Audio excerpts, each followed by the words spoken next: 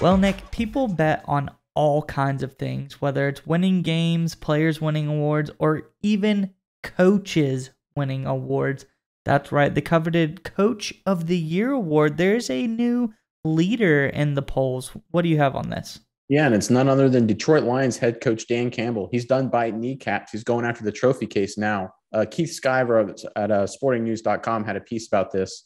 Skyver writes, NFL rosters are mostly filled out in the wake of the NFL draft, and that means it's time for the preseason bets to start pouring in.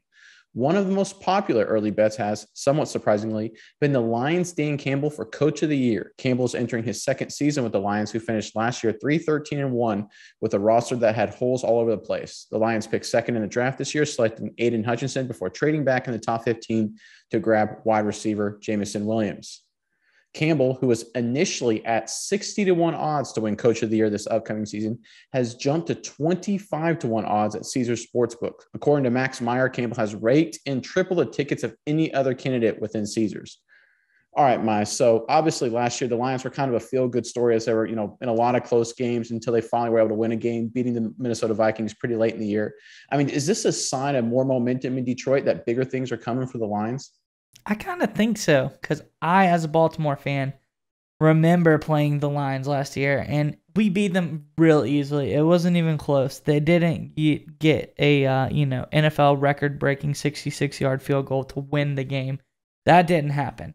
But the Lions are a good team minus a couple of key pieces.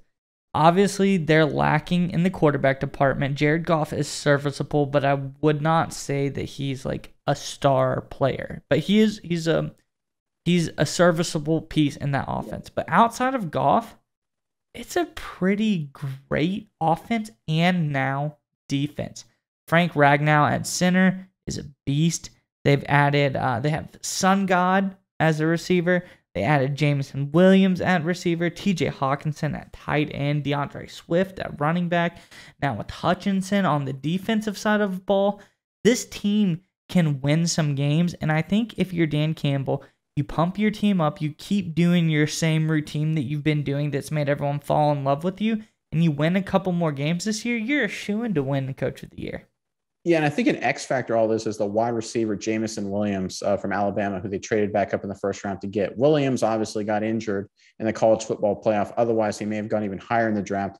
He is dynamic, game-changing speed. When you put him in that skill set with those skills positions, like you mentioned, with Hawkinson, Amon-Ra St. Brown, DJ Chark, DeAndre Swift in the backfield, that's a really, really deep receiving core. Even Jared Goff, when you have the right weapons around him, like he did with the Rams for a number of years, could win some games and put up some numbers. This Lions offense could be explosive.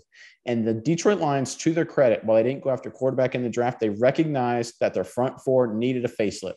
They got Aiden Hutchinson, but they didn't stop there. They got the defensive lineman, John Pascal, I think that's how you pronounce his name, defensive end from Kentucky. I love this guy. He's a cancer survivor, and now he went in the second round of the NFL draft. The perfect kind of Detroit Lion that Dan Campbell's trying to add to the team. Yeah, guys, I think of cancer survivors. Big one, Eric Berry, awesome player, great player. James Conner, another great player. So if you can tough through a disease like that and beat it out on the other side, I think it makes you even tougher on the football fields. So it's really, really impressive for them to go after, like you said, high character guys, guys that fit in the Dan Campbell scheme, guys that are gritty, tough, don't ever give up, like a Jameson Williams. Even though he got hurt, he's coming back. He's going to come back even better. And it shows that Detroit rolled the dice on him, took the gamble, said, we don't care that you got hurt. We know you're going to get better, and you're going to ball out when you get better. So this is the kind of coach that should win Coach of the Year. A coach who has all these pieces, he's willing to gamble on these guys like this. He believes in his team, and I think his team believes in him.